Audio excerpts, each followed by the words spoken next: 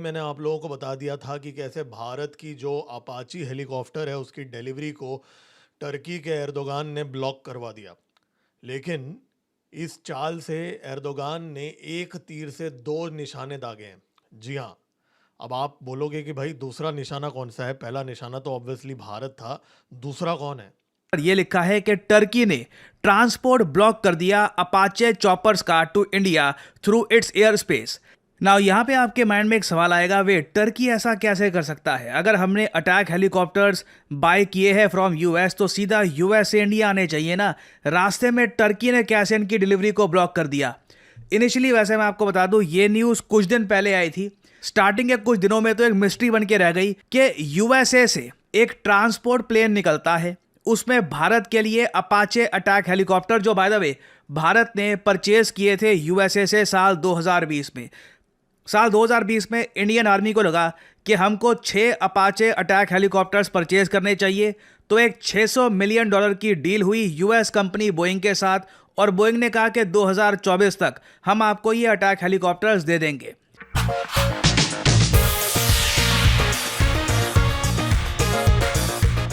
यहाँ पे गेम में यूनाइटेड स्टेट्स इन्वॉल्व है, पाकिस्तान भी है, और इस वीडियो में थोड़ा और इसके एंगल्स एक्सप्लोर करते हैं और ये टॉपिक के बारे में हम डिस्कस करते हैं। ये वीडियो के एंड में आपको पता चलेगा कि भाई ये इतना स्ट्रेट फॉरवर्ड चीज़ नहीं है यहाँ पे जो हुआ है।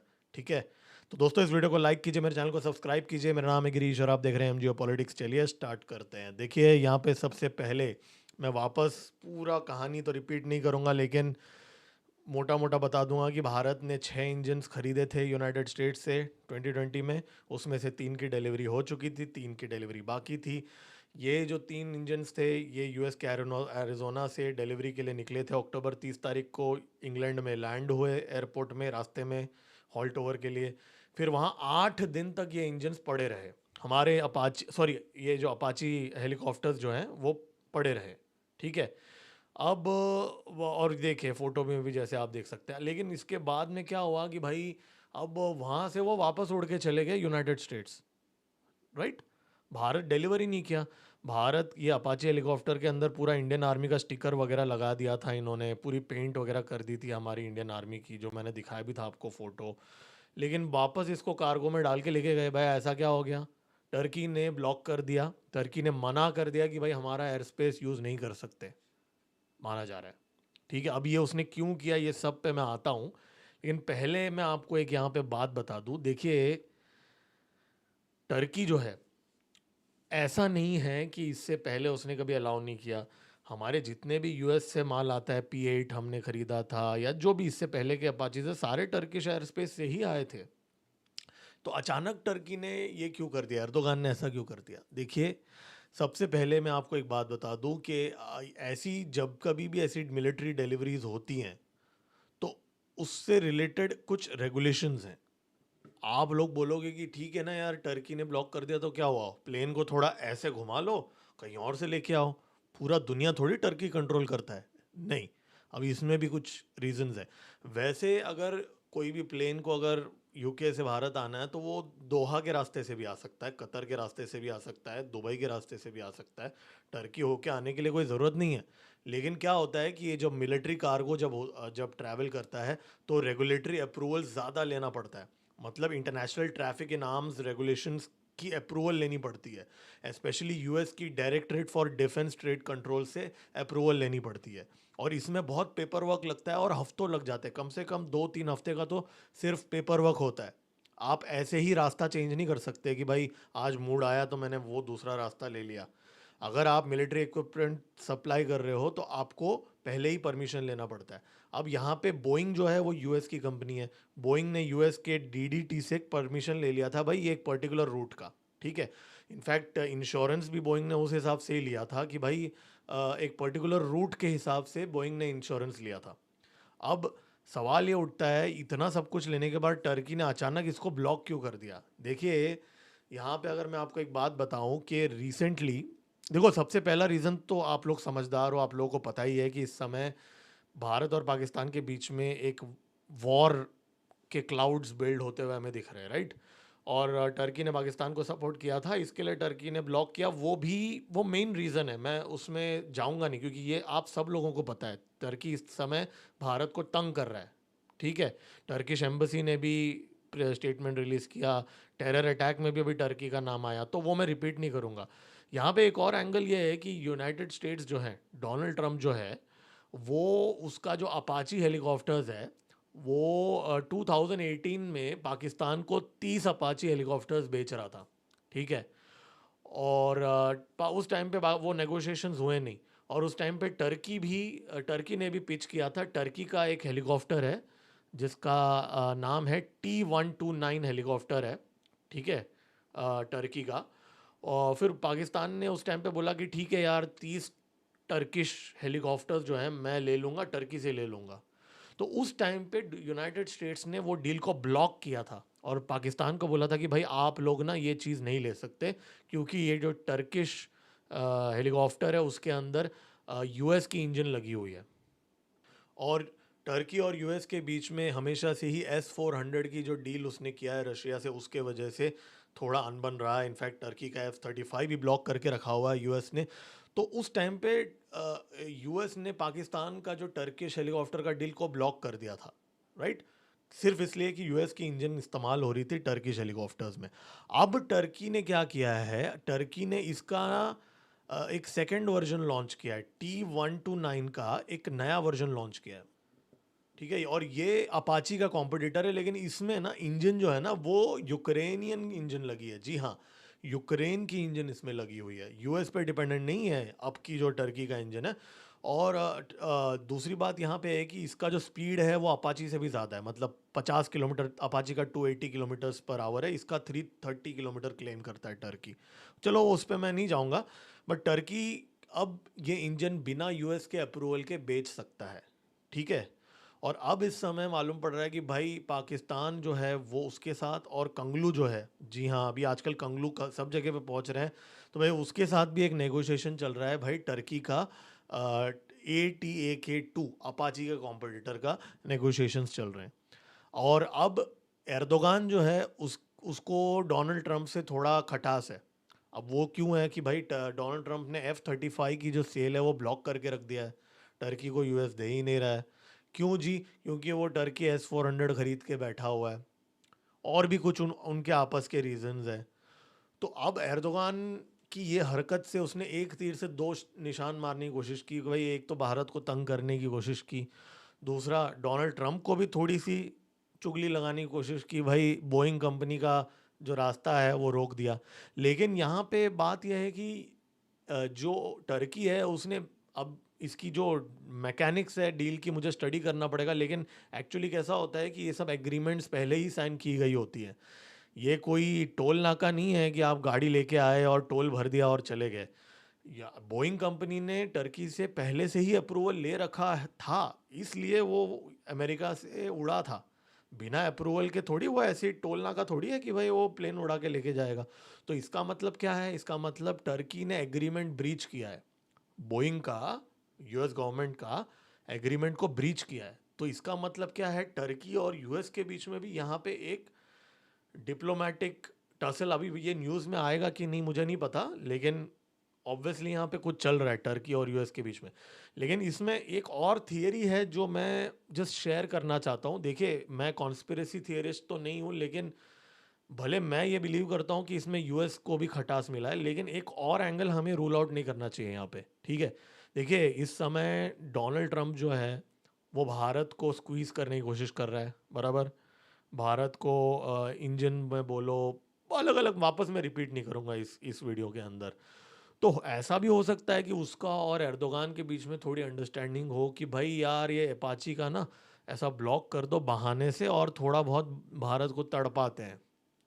अब ये मैं क्यों बोल रहा हूँ, क्योंकि इस समय आज शाम के जो वीडियो में मेरा जो अपडेट, डेली अपडेट वाला वीडियो, उसमें मैं बताऊंगा कुछ नए डेवलपमेंट्स हुए हैं, वो मैं अभी बचा के रखूँगा। आप बस समझ जाओ कि कुछ बहुत बड़ा डेवलपमेंट हुआ है। मिलिट्री कार्गो लैंड हुआ है, कहाँ लैंड हुआ है, कहाँ से क्या माल आया है, शाम को हम डिस्कस करेंगे। लेकिन मेरा कहने का पॉइंट यहाँ पे इस वीडियो में ये है कि ये भी हो सकता है, you can't really rule out कि कॉन्फ्लिक्ट भारत और पाकिस्तान के स्टार्ट होने वाला है, और उससे पहले 3 अपाची हेलीकॉप्टर अगर भारत के पास कम हो तो वो भी तो पाकिस्तान को हेल्प तो करेगा ही ना। वो भी एक पॉइंट है, क्योंकि कुछ और इन्फॉर्मेशन भी आज सामने आई है भारत के अंदर जीपीएस इंटरफेरेंस को लेके, तो उसके बारे में बाद में बात करते हैं। लेकिन कमिंग बैक टू ये जो टर्की का जो ब्लॉकेज है, अब इसको डिप्लोमेटिकली भारत कैसे डील करेगा, क्योंकि देखो टर्की की जो दिल्ली ब्लास्ट के अंदर भी यहाँ पे कनेक्शन निकला है। ठीक है, जो हैंडलर था पाकिस्तान, जो हमारे जो ये जो टेररिस्ट थे यहाँ पे कश्मीर में, उसका जो हैंडलर था वो टर्की में मिला था उन लोगों से। और तो कहीं ना कहीं अब ठीक है, आप बोल सकते हो कि ठीक है वो टर्की में मिला था, लेकिन इसका मतलब ये थोड़ी है कि टर्किश गवर्नमेंट इन्वॉल्व था। हाँ, अभी आपको ऐसा बोलना है बोल सकते हो, लेकिन इंटेलिजेंस एजेंसीज के पास और बहुत सारे एविडेंसेस होते हैं, वो सिर्फ लोकेशन के हिसाब से नहीं करते ना। और टर्की ने अभी जो स्टेटमेंट रिलीज़ किया कि नहीं जी, भारत की मीडिया रिस्पॉन्सिबल है टर्की का और भारत का रिलेशन के बीच में। भाई क्या बात कर रहे हो यार, भारत का मीडिया थोड़ी रिस्पॉन्सिबल है। जिस समय टर्की ने पाकिस्तान को ऑपरेशन सिंदूर में वेपन सप्लाई किए थे, उसी टाइम से टर्की जो है भारत का दुश्मन बन गया है। हमारी जो मीडिया भले आड़ी टेढ़ी जैसी भी है, लेकिन उनको थोड़ी आप ब्लेम कर सकते हो। और भारत ने टर्की के जो नेशनल डे में इस साल पार्टिसिपेट भी नहीं किया। आई वोंट बी सरप्राइज्ड अगर भारत टर्किश एम्बेसी को बंद करने का डिसीजन क्यों ना बोल दे। आप लोग कमेंट्स में मेरे को लिख के बता सकते हो कि क्यों हम लोग टर्की के एम्बेसी को यहाँ करने की रन करने की अलाउ कर रहे हैं, क्योंकि हो सकता है उनके जासूस भी हों। और ये जो टर्किश एयरलाइंस यहाँ पे ऑपरेट करते हैं, उनको भी हमें भगा देना चाहिए, हमारे एयर स्पेस के अंदर से भगा देना चाहिए। आप लोगों को क्या लगता है, कमेंट्स में आप लोग लिख के बताइए दोस्तों। तो ये एक अपडेट था टर्की का जो गेम है यहाँ पे, वो कोशिश एर्दोगान जो है वो कोशिश कर रहा है कि भाई मोदी जी को तो चलो थोड़ा बहुत तकलीफ दे, लेकिन डोनाल्ड ट्रंप को भी एक मैसेज दे कि भाई उसका जो टर्की का जो 80AK2 है, उसके जो बायर्स हैं वो उनको थोड़ा सपोर्ट करने के एंगल भी यहाँ पे एर्दोगान ने छोड़ रखा है। रिसेंटली सिंस इंडिया ने, आपको पता होगा, टर्की का जो नेशनल डे है ये बॉयकॉट कर दिया था। इस पर मैंने एक वीडियो भी करी थी अपलोड कि भारत ने टर्की का जो नेशनल डे है ये बॉयकॉट कर दिया है, और टर्की इस बात को लेकर बिल्कुल खुश नहीं है। इंडिया में इनकी जो एम्बेसी है टर्की की, वहां पर ये लोग सेलिब्रेशन कर रहे थे इंडिया की तरफ से, कोई भी ऑफिशियल वहां पर नहीं गया। रीजन इसका बहुत ही सिंपल है, टर्की जिस टाइप का सपोर्ट आज के समय प्रोवाइड कर रहा है पाकिस्तान को, इवन ड्यूरिंग ऑपरेशन सिंदूर बताया जा रहा है, टर्की के कई जो ऑफिशियल्स हैं ये गए थे पाकिस्तान में इनकी हेल्प करने के लिए। तो बिल्कुल टर्की को कोल्ड शोल्डर देना बनता है, टर्की को बताना इंपॉर्टेंट है कि आप जो आज के समय कर रहे हैं ये इंडिया के अगेंस्ट है। एक ऑपरेशन के दौरान अपने लोग पाकिस्तान में भेजने की कोई नीड नहीं थी। नाउ इसके रिस्पॉन्स में टर्की ने क्लियरली एक नई स्ट्रैटेजी ये अपना ली है कि ये लोग अब जो ये रूट था ना, ये इंडिया के लिए ब्लॉक कर देंगे। ना इसका मतलब ये नहीं है कि अब ये जो अपाचे अटैक हेलीकॉप्टर्स हैं भारत में पहुंचेंगे ही नहीं, पहुंच तो जाएंगे। अब कोई नया रूट निकालना होगा, मोस्ट प्रॉब्ली यूएसए से पहले यूके में, उसके बाद मे बी इजिप्ट में, या फिर इवन इजराइल के रास्ते हो सकता है कि ये प्लेन इंडिया में आए।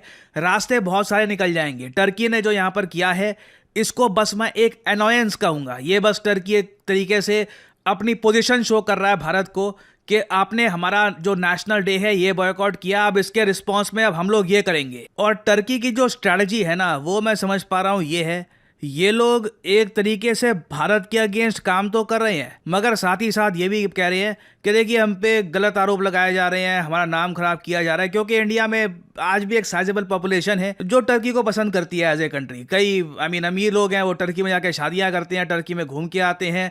कई लोग टर्की को और रीजन की वजह से पसंद करते हैं। तो टर्की ने ये भी बोलना शुरू कर दिया है कि देखो हम लोग कोई एंटी इंडिया एक्टिविटी नहीं कर रहे, हमारा नाम यहाँ पे खराब किया जा रहा है। इधर आप देख पाओगे, Turkey firmly rejects all these acts of terrorism regardless of where or by whom they are committed. Even though आप अगर मिलिटरीली देखें तो टर्की हर एक काम कर रहा है जिससे भारत को नुकसान पहुंचे। इंडिया का जो ट्रेड भी है टर्की के साथ, एक्चुअली दो कंट्रीज के साथ जो पाकिस्तान के बड़े सपोर्टर्स हैं, टर्की और अजरबैजान। मैं आपको वैसे ये भी बता दूं, भारतीयों के अगेंस्ट जो x.com पे या फिर इंस्टाग्राम पे नफरत फैलाई जा रही है, या फिर जो इंडिया को गलत तरीके से प्रेजेंट किया जाता है इन प्लेटफॉर्म्स में, कोई इंडिया की पुरानी सी या कोई बांग्लादेश की कोई पुरानी सी कोई वीडियो ले ली और उस पर डाल दिया, देखो ये इंडिया है, और उस वीडियो को वायरल कर दिया। ये काफी बार टर्की और अजरबैजान और पाकिस्तान में बैठे हुए जो कई यूजर्स हैं ये करते हैं। यहाँ पे एक प्रॉपर नेक्सस फॉर्म हो चुका है अगेंस्ट इंडिया। इंडिया का जो ट्रेड है इन कंट्रीज के साथ ये भी गिर रहा है। पाकिस्तान के साथ जो ट्रेड है ये तो ऑलरेडी नॉन एग्जिस्टेंट है। आप देख लीजिए कंटिन्यूअसली जो हमारे ट्रेड रिलेशंस हैं टर्की और अजरबैजान के साथ ये भी खराब हो रहे हैं। अगर हम भारत के एक्सपोर्ट्स देखें to Turkey, by the way हम लोग टर्की को बहुत ज्यादा एक्सपोर्ट करते थे compare to Turkey's exports to India. पिछले साल अगर हम देखें इस टाइम फ्रेम में अप्रैल से लेकर फरवरी तक भारत के जो एक्सपोर्ट्स थे टू टर्की ये $5.2 बिलियन थे। उससे पहले आप अगर जाओगे तो भारत की जो एक्सपोर्ट्स है टर्की को ये $6.65 बिलियन थे। तो मतलब कि हर साल $1 बिलियन जो हमारे एक्सपोर्ट्स हैं टर्की को ये कम होते जा रहे हैं। मैं सरप्राइज नहीं होऊंगा कि इस साल भी हो सकता है कि हमारे जो एक्सपोर्ट्स हैं टर्की को ये थोड़े से और कम हो। हालांकि इस चिंता करने की जरूरत नहीं है। भारत के जो टोटल एक्सपोर्ट्स हैं करीब $450 बिलियन के, उसमें से सिर्फ 1 या फिर 1.5% ये जाते हैं टर्की को। तो हम टर्की को रिप्लेस तो आराम से कर देंगे, but what we need to do over here, हमें वो रास्ता अपनाना होगा जो चाइना ने अपनाया है। ग्लोबल सप्लाई चेन में अपने आप को ऐसे इंटीग्रेट कर दो कि टर्की कल को भारत के साथ खराब रिलेशंस अफोर्ड ही ना कर पाए। और ये करना मुझे लगता नहीं है कि मुश्किल होगा। टर्की की जो करेंसी है, टर्की की जो इकोनॉमी है बहुत ज़्यादा वीक होती जा रही है। लॉन्ग टर्म में इनको पाकिस्तान की आवश्यकता नहीं होगी। ये इंडिया पे काफ़ी हद तक डिपेंड करेंगे बिजनेसेस के लिए और इवन इंपोर्ट्स के लिए। मैं आपको एक बहुत ही इंटरेस्टिंग बात बताता हूँ। टर्की की जो करेंसी है ना लीरा, ये गिर गिर कर अब इसका ये जो आप कह लीजिए एक्सचेंज रेट है ये हो चुका है 1 लीरा के बदले 2 इंडियन रुपीस। मैंने बहुत टाइम पहले आई थिंक 2021-22 के आसपास प्रिडिक्शन करी थी। तब उस वक्त टर्की की करेंसी थी 1 Turkish lira equals to 8 Indian rupees. मैंने आपको उस वक्त कह दिया था इनकी करेंसी अभी इतनी गिरेगी कि आगे जाकर इंडियन रुपी टर्किश लीरा बराबर होंगे। बट फर्क ये है हम लोग कई ज़्यादा बड़ी क्वांटिटी में रुपीस छापते हैं तो हमारे पास रुपीस बहुत सारे होंगे। स्पेंडिंग पावर टर्की से कई गुना ज़्यादा होगी। और इंडियन रुपी, एक बार मैं आपको बता दूं, भारत की मैन्युफैक्चरिंग अभी टेक ऑफ होनी बाकी है। एक बार जो ये सेमीकंडक्टर की फैब्स हैं, जो मैन्युफैक्चरिंग हम और तरीके से कर रहे हैं, एक बार ये टेक ऑफ हो गई ना, इंडियन रुपी की डिमांड बढ़नी शुरू हो गई ग्लोब में। आई वुडंट बी सरप्राइज कि इंडियन रुपी बाकी करेंसीज के मुकाबले अप्रिशिएट भी करना शुरू कर दे। रिवर्स भी हो सकता है आने वाले कुछ सालों में कि 1 इंडियन रुपी के बराबर 4-5 लीरा हो। कुछ साल लगेंगे उसमें, बट जो ट्रैजेक्टरी है वो यही है। टर्की की इकोनॉमी एक काफी हद तक मैं कहूंगा कि बर्बाद होती हुई इकोनॉमी है। इन लोगों के सपने हैं वैसे कि साल 2028 तक इनकी जो टोटल नॉमिनल जीडीपी है ये $1.9 ट्रिलियन तक पहुंच जाए। तब तक वैसे भारत दुनिया की तीसरी सबसे बड़ी इकोनॉमी बन चुका होगा। बट टर्की जिस स्पीड से ग्रो कर रहा है आई डोंट रियली थिंक ये यहाँ तक पहुँच भी पाएंगे। बट इंडिया के लिए बहुत इंपॉर्टेंट है कि जैसे जैसे टर्की और भारत में इकोनॉमिक गैप बढ़ता जा रहा है ना, हम टर्की को कुछ कॉन्सिक्वेंसेस दिखाएं कि आप अगर इंडिया के अगेंस्ट काम करते हो ना तो आपकी कंपनियों को हमारा एक्सेस नहीं मिलेगा कई सालों तक। मतलब इंडिया को ने कुछ पॉलिसी ऐसी लानी होगी कि एक देश पर हम 5 साल का इन्वेस्टमेंट या एक्सपोर्ट बैन लगा देंगे। एक डर होना चाहिए कि इंडिया ने वो बैन लगा दिया तो ठीक है 5 साल तक इंडिया की ह्यूमंगस मार्केट का एक्सेस हमको नहीं मिलेगा।